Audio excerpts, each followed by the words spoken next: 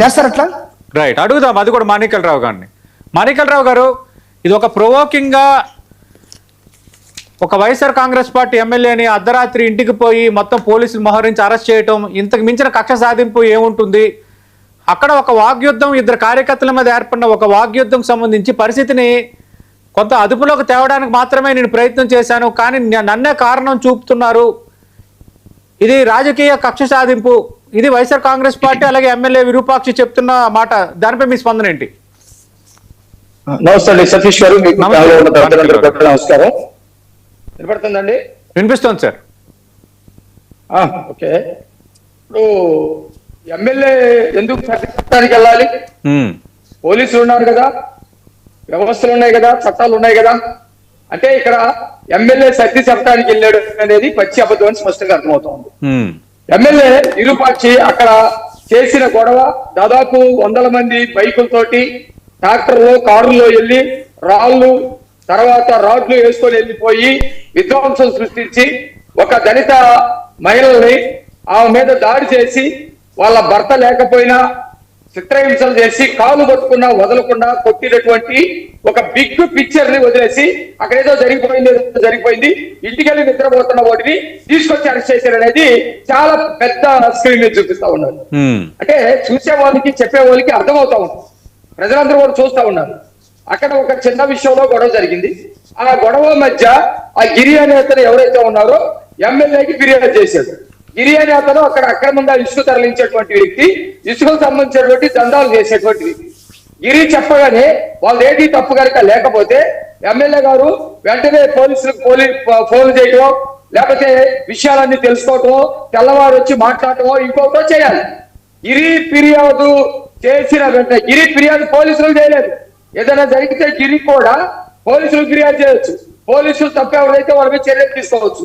MLA తన అనుచరులతో ఎందుకు వచ్చాడు, ఎందుకు దాడి చేశాడు? ఆ దాడిలో, ముందు జరిగినటువంటి దాడిలో ఎమ్మెల్యే అనుచరులకి కూడా కొద్దిమందికి దెబ్బలు తగిలింది. అప్పుడు రెచ్చిపోయి నాగరాజు ఇంటి మీదకి వచ్చి నాగరాజు వాళ్ళ భార్యని చిత్రహింసలకు గురి చేసి మహిళని కూడా చూడకుండా బట్టచించి భయంకరంగా కొట్టడం జరిగింది. ఇది కొట్టిన తర్వాత అప్పుడు పోలీసు కంప్లైంట్ ఇవ్వడంతో పోలీసులు అందరూ వెళ్ళి ఎమ్మెల్యేని అరెస్ట్ చేశారు. ఎమ్మెల్యే అరెస్ట్ చేయడానికి లేదా? మీకులాగా ముఖ్యమంత్రి తప్పుడు కేసులు అరెస్ట్ చేయలేదు కదా. ఇతను స్వయాన సీల్లో ఉన్నాడు, సీల్లో ఉన్నటువంటి విజువల్స్ ఉన్నాయి, ఇతను దాడి చేశాడు, దాడికి సంబంధించినటువంటి అన్ని ఆధారాలు ఉన్నాయి. అలాంటప్పుడు అరెస్ట్ చేయడంలో డెమోక్రటిక్ చట్టం దెబ్బతిందో నాకు అర్థం కాదు. దాడి చేసినప్పుడు ఎమ్మెల్యే అయినా మంత్రి అయినా ఎవరినైనా అరెస్ట్ చేస్తారు, తప్పుడు పద్ధతిలో మీకులాగా చేయలేదు. నెంబర్ 1. రెండోది, మాకు సంబంధించినటువంటి మా జిల్లాకు సంబంధించినటువంటి తెలుగుదేశం పార్టీ కార్యకర్తలు కూడా వైసీపీ కార్యకర్తలపై దాడి చేశారు కదా. ఎమ్మెల్యే సోదరుడు శ్రీరాములు చెయ్యి కూడా విరిగిపోయింది.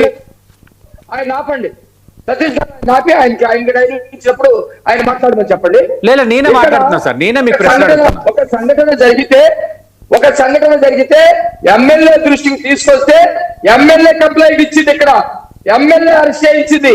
పార్టీ పరంగా కూడా మేము కూడా పార్టీ నుంచి సస్పెండ్ చేశాం. ఇది ఒక పార్టీలో ఉండాల్సినటువంటి పద్ధతి. అంతేగాని ఎవడో బైక్ పెట్టి గుద్దిస్తే గుద్దినోడికి చిన్న వయసు, గుద్దించుకునే చనిపోయినోడికి 45 ఏళ్ల వయసు, ఆల్మోస్ట్ అతని పని అయిపోయింది, అతని జీవితం అయిపోయింది, పెద్ద తప్పు ఏం లేదు.